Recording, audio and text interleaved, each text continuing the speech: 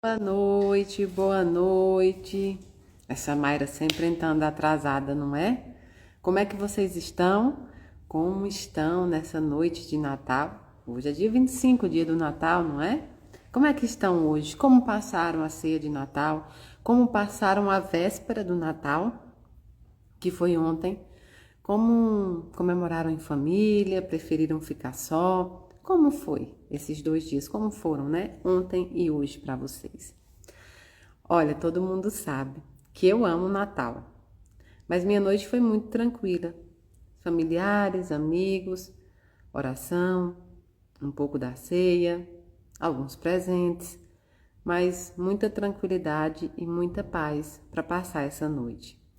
Então, a gente recebeu já várias fotos que muitas pessoas tentaram, né? Muitas pessoas tentaram, mesmo diante do luto, mesmo diante da dor, tentaram fazer o Natal para os seus entes queridos, para os seus entes amados. E eu fiquei muito orgulhosa de vocês, eu fiquei muito orgulhosa, porque eu sei que é muito difícil você ultrapassar algumas barreiras do luto. Eu sei que é muito difícil fazer algumas coisas e eu fiquei muito feliz das tentativas, fiquei muito feliz do esforço e eles também. Então, no dia 28, o vídeo vai passar, né, no YouTube, vai passar no YouTube e vai passar também no Instagram, a nossa homenagem para poder a gente encerrar o ano homenageando os nossos entes queridos, os nossos amores. E para mim, Natal tem um simbolismo muito grande, muito grande. Não é do Papai Noel, como a gente já viu, esses símbolos que a gente trabalha hoje para o Natal são símbolos trazidos de vários tipos de religião. A árvore de Natal foi de Lutero, o presépio foi São Francisco. Então você vê que o Natal ele vem atribuindo as características de várias religiões para formar a tradição que nós temos hoje. Para mim, o Natal é uma homenagem ao nascimento de um espírito que veio à Terra, um espírito em evolução, um espírito perfeito que veio à Terra e veio nos demonstrar com muito suor, com muita luta e sacrifício, que se ele era capaz de estar ali em roupa humana, em roupagem humana, nós também seríamos capazes de construir coisas magníficas, de construir o caminho do amor. Então, esse é o significado do Natal. Dentro do luto, é muito mais difícil, porque a gente passa a ver o Natal como uma cadeira vazia. A gente passa a ver o Natal sem o significado dele, porque a gente entregou alguém à pátria espiritual. E a gente aprende o quê? Que o Natal também são os nossos amores. Uma vez eu falei para vocês que eu demorei a entender muito o que era, desde pequena tentando entender o que era esse céu. O que será esse céu eterno? O que será esse paraíso?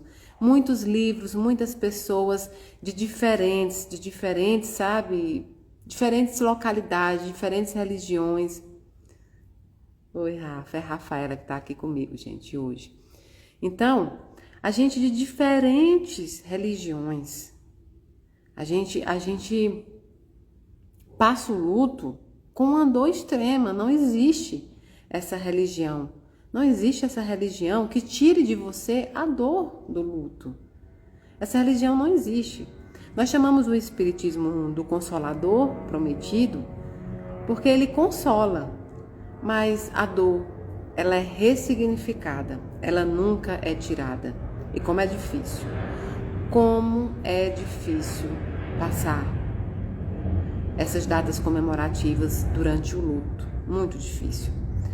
Porque de repente você começa a imaginar por que essas pessoas estão felizes, por que o sol está brilhando, por que as pessoas estão vivendo a vida como se nada tivesse acontecido, por que as pessoas continuaram caminhando diante de tamanha tragédia que eu estou vivendo.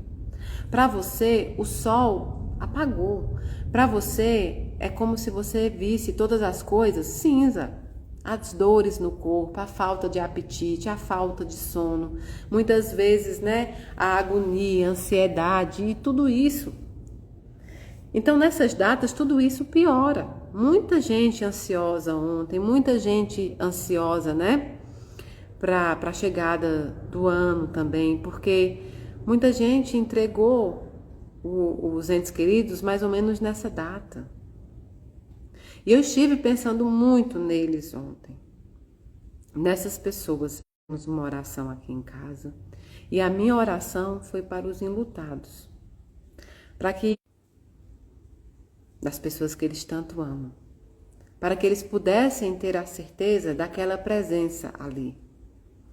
Porque isso, somente isso, iria reconfortar, pelo menos um pouquinho, o coração de cada um.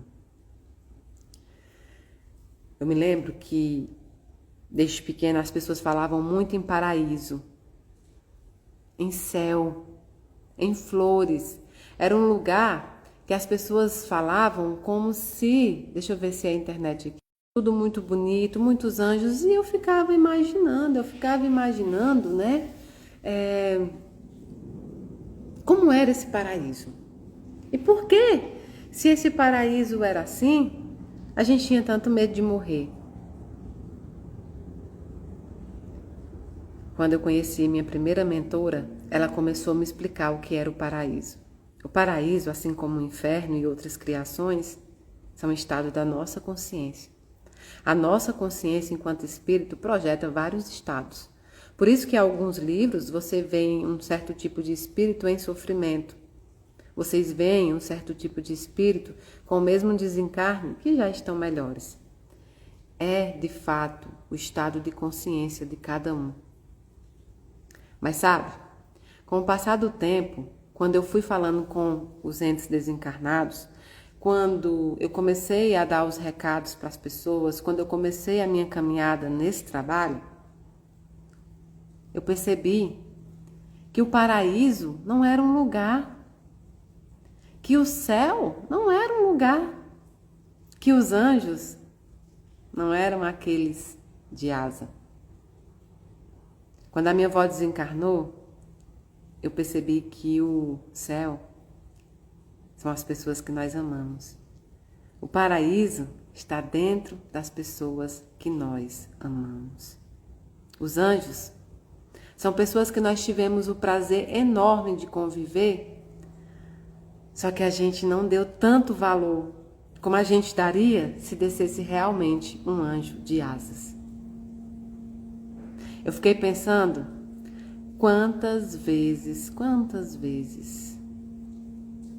eu perdi a oportunidade de dizer às pessoas que eu amava. Quantas vezes eu perdi a oportunidade de abraçar quem eu gostaria de abraçar. Quantas vezes eu deixei de viver algo que eu gostaria de viver, preocupada com o que as pessoas poderiam pensar, preocupada com as críticas. Eu me escondi durante 20 anos. Eu escondi a minha mediunidade durante 20 anos.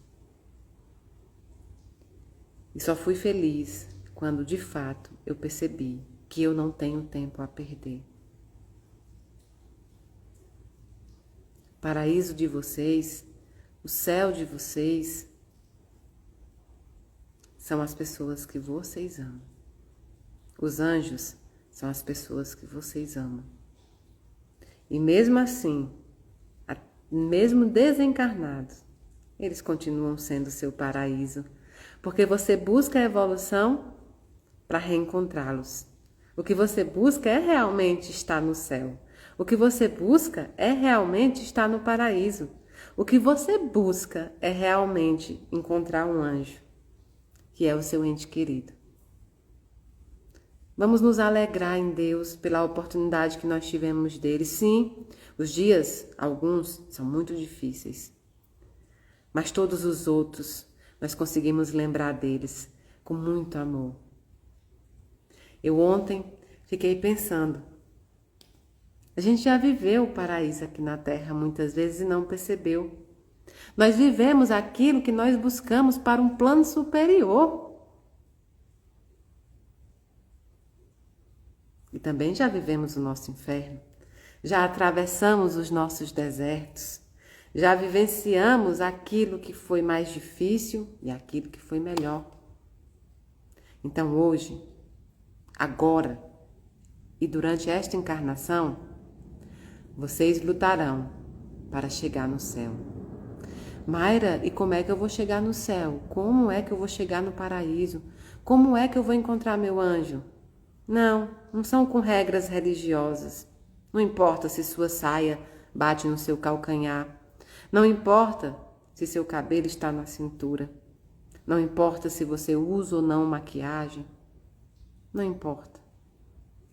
A única forma de você chegar ao céu é fazendo o bem. A única forma de estar no paraíso é fazendo a caridade.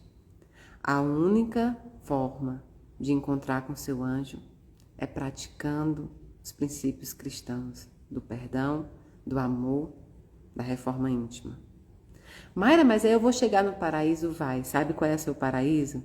Quando abrirem as portas para você, alguém lindo que você queria beijar muito e cheirar muito e abraçar e pegar no cabelo e às vezes até brigar, vai estar lá de braços abertos para você e dizendo: eu vi tudo o que você fez. Eu vi o Natal que você chorou, mas tentou. Eu vi o aniversário que você chorou, mas tentou. Eu vi e eu te agradeço por lutar para estar comigo.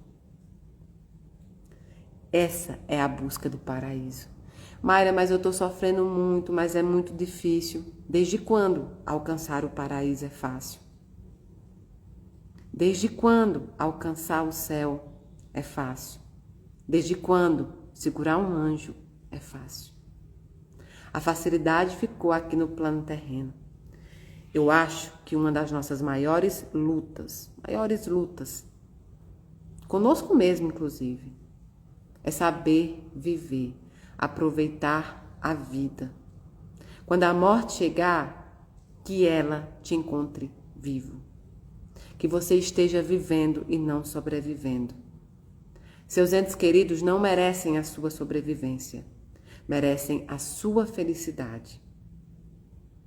Eles não foram porque eles quiseram, eles foram porque foram chamados pelo Senhor dos Exércitos. E um soldado jamais, nunca vai dizer um não àquele que é o comandante.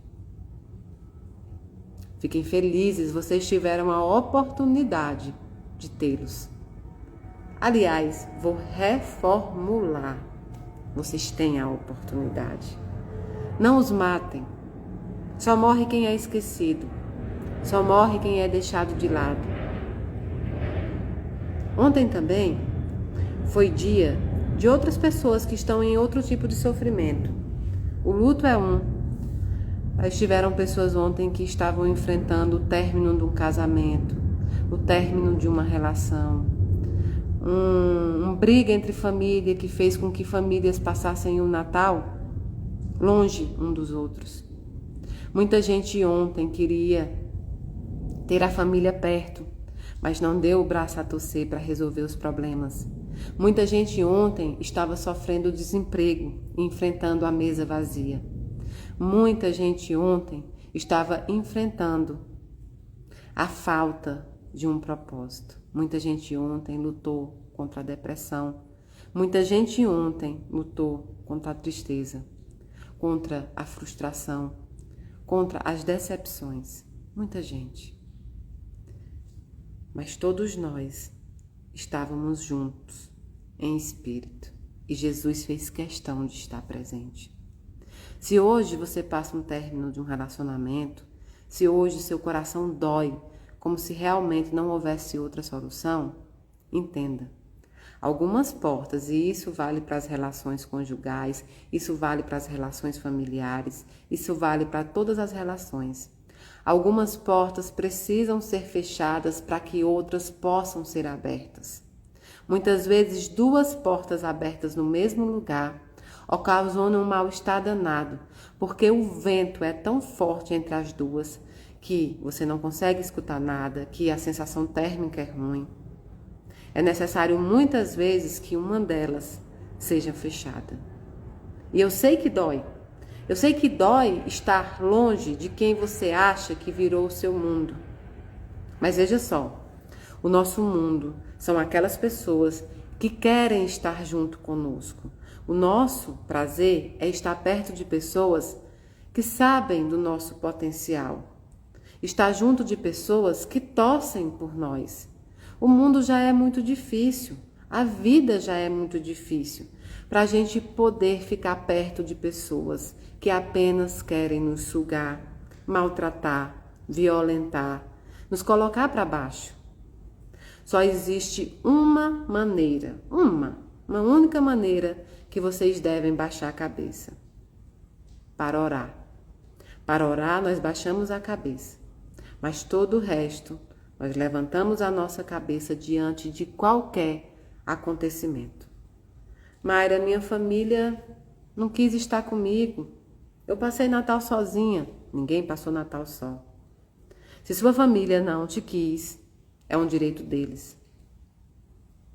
E é um direito seu continuar lutando, construindo família, construindo afinidade, construindo tudo que você busca para você. Eu tenho os meus familiares, os meus parentes biológicos no Ceará, a minha família do Ceará.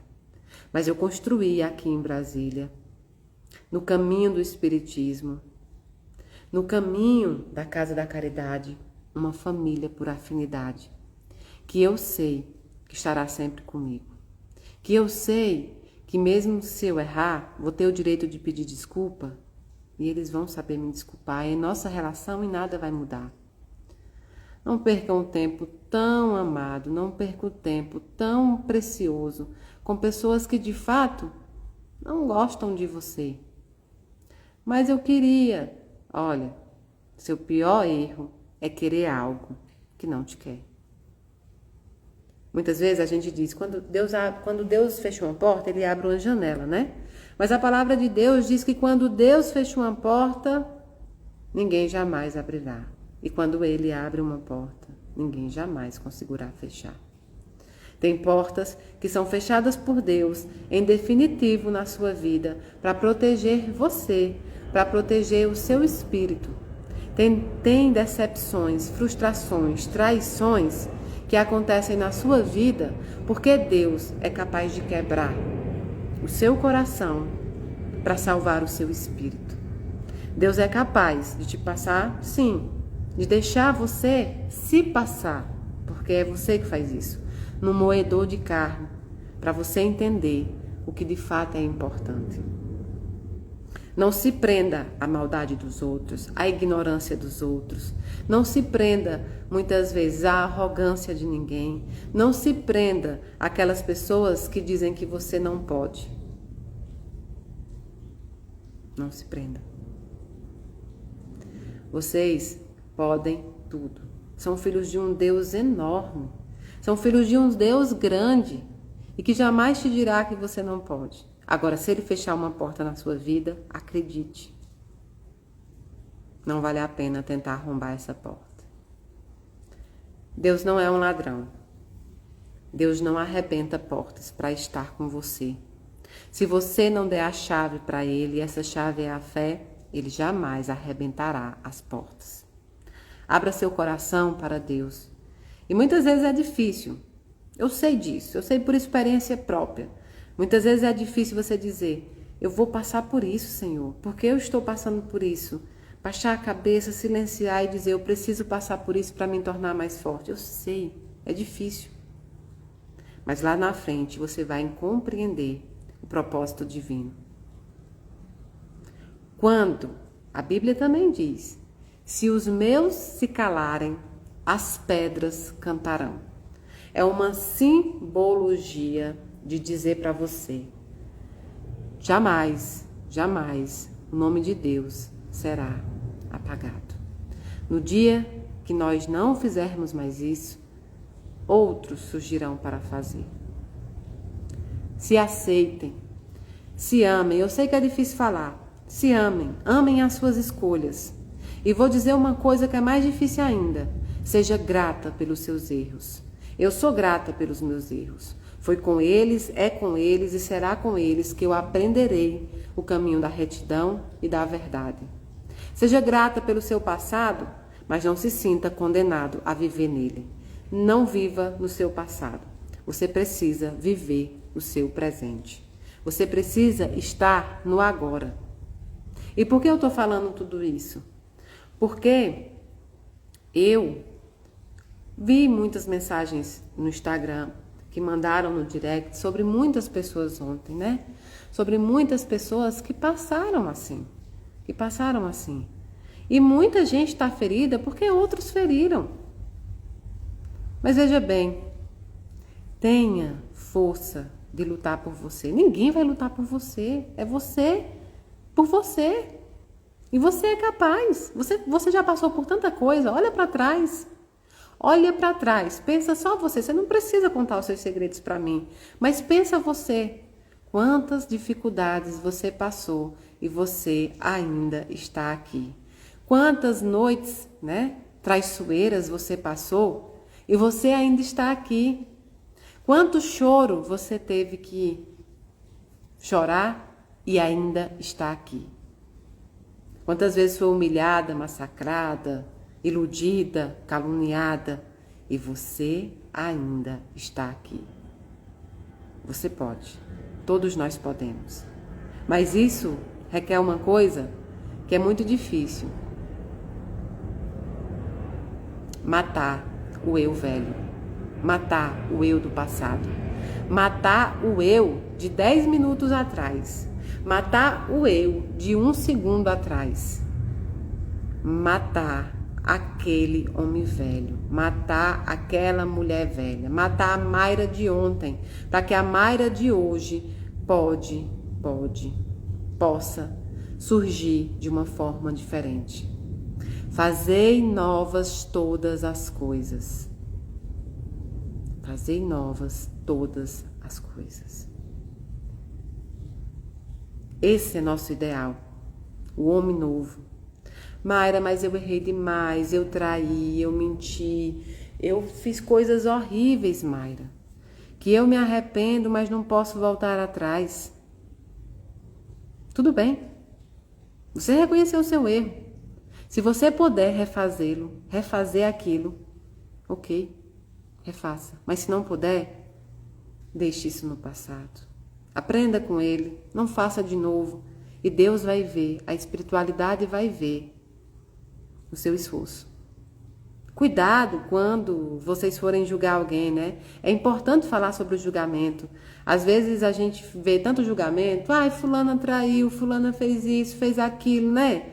Quando não é na família da gente, a gente pensa muito isso. Hoje eu ouvi uma frase, quando eu fui deixar minha sogra em casa, eu ouvi uma frase dela mesmo, assim, sobre algo que eu não concordo, assim.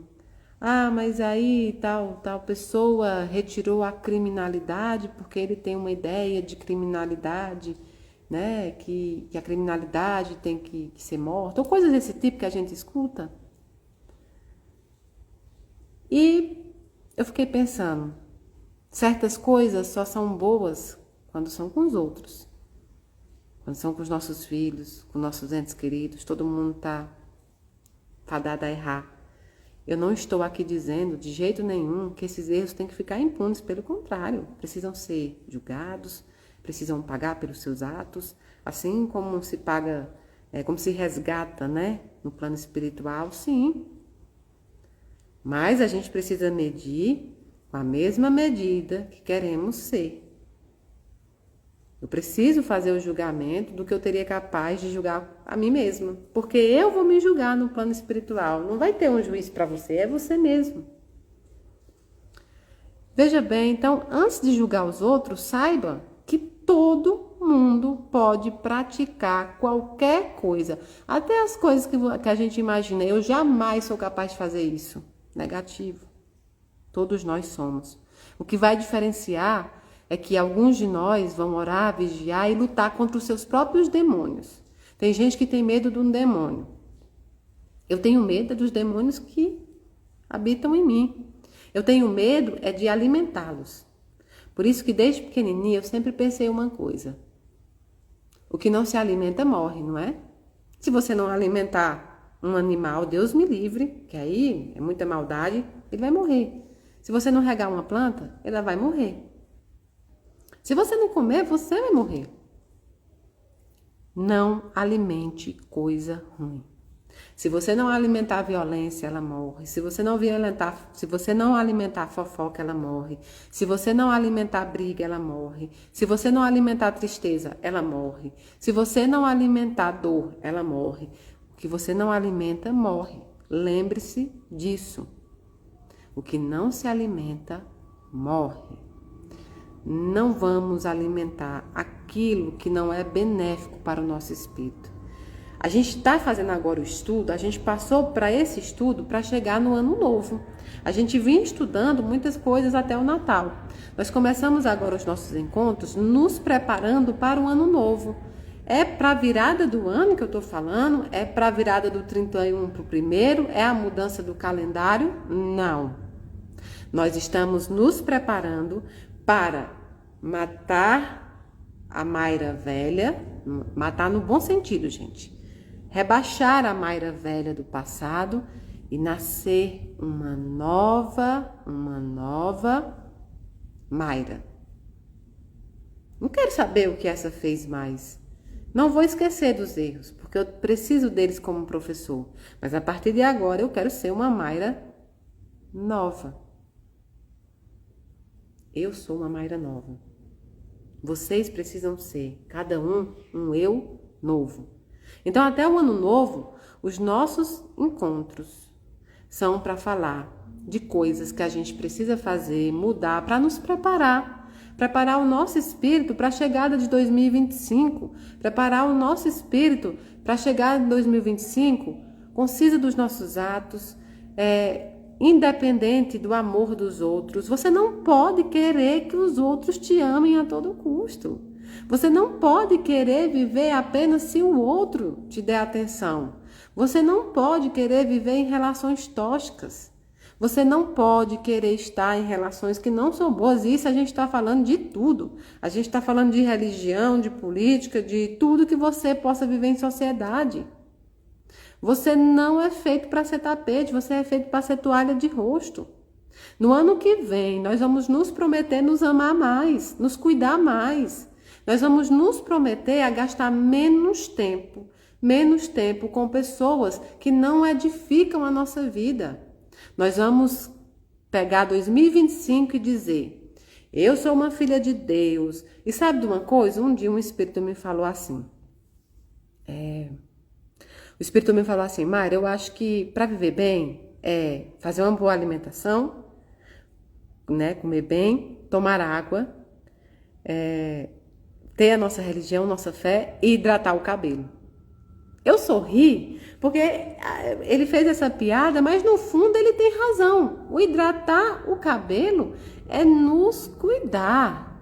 O hidratar o cabelo é nos olhar, é esse o significado. E aí a gente pode trocar, vamos hidratar o nosso espírito. Em 2025, vamos hidratar o nosso espírito. É o nosso espírito que importa, é minha mudança que importa. Em 2025, eu quero ser melhor, eu quero ser mais forte. Eu quero ouvir menos fofoca. Eu jamais vou passar fofoca. Meus ouvidos estão fechados para a violência do mundo. Meus ouvidos estão fechados para coisa ruim. Meus ouvidos estão fechados para aquilo que não me edifica. Eu vou estudar para um concurso, eu vou estudar para um vestibular, eu vou mudar a minha vida, eu vou buscar meus sonhos. Eu vou lutar com o meu luto, eu vou transformar ele em luta. Eu quero honrar o meu filho, a minha filha. Em 2025 eu quero arrumar um bom casamento, uma boa pessoa. Em 2025 eu quero ter um filho. Em 2025 eu quero escrever um livro. Em 2025 eu quero estudar mais para a espiritualidade. Em 2025 eu vou largar as drogas, as bebidas. Isso. Mayra, mas eu não vou conseguir fazer isso tudo de uma vez. Não, mas se começa fazendo isso. Daniel diz que quando a gente não consegue fazer uma coisa, é bom falar. Porque o que a gente fala vai entrando no nosso cérebro e no nosso espírito. Eu não vou conseguir em janeiro chegar e fazer tudo isso. Não, você vai conseguir aos poucos. E aí quando você enfrentar uma contenda, qualquer coisa lá, você vai dizer negativo. Não estou aqui para brigar, não estou aqui para me exaltar, não estou aqui para absorver violência, não estou aqui para absorver nada. Meu 2025 vai ser hidratar o meu espírito. Hashtag de hoje, hein? Em 2025 eu vou hidratar o meu espírito. Hashtag em 2025 eu vou hidratar o meu espírito. E lembremos sempre, o que não se alimenta morre. Deixamos de alimentar as coisas ruins e elas morrerão. Alimentemos as coisas boas e essas serão para nós as bênçãos divinas. Um beijo grandão no coração de vocês. A gente vai se ver amanhã, no mesmo horário aqui, para fazer mais um encontrinho nosso. Lembre-se que dia 27, 9 horas da manhã, nós temos Fraternidade Sem Fronteira, Mayra Rocha, Eduardo Gibelli, no canal Mayra Rocha, para a gente fazer uma live solidária para ajudar os nossos irmãos do Malawi, da África, junto com o nosso irmão Wagner, que estão muito necessitados. E eu disse para vocês, às vezes a gente está gastando com tanta coisa supérflua, às vezes eu tenho 8 pares de sapato e eu estou pensando em comprar outro. Às vezes eu tenho várias roupas e eu estou pensando em comprar outra. Às vezes eu nem estou comendo chocolate, mas estou pensando, vamos usar aquilo que é supérfluo? Se cada um ajudar com 10, 20 reais que seja, a gente já ajuda a Fraternidade Sem Fronteiras também. 2025 vai ser o melhor ano até 2026, porque esse também será o nosso melhor ano. Hashtag em 2025 eu vou hidratar o meu espírito. Eu amo muito vocês.